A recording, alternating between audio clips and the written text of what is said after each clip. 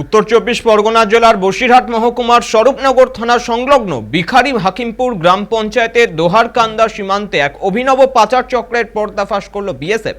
গোপন সূত্রে খবর পেয়ে 143 নম্বর ব্যাটালিয়নের সীমান্তরক্ষী বাহিনী এক পাচারকারীকে হাতে নাতে ধরে ফেলে, যার বাইকের টিউবের মধ্যে লুকোনো ছিল প্রায় 16 কিলো 700 গ্রাম রূপোর গহনা।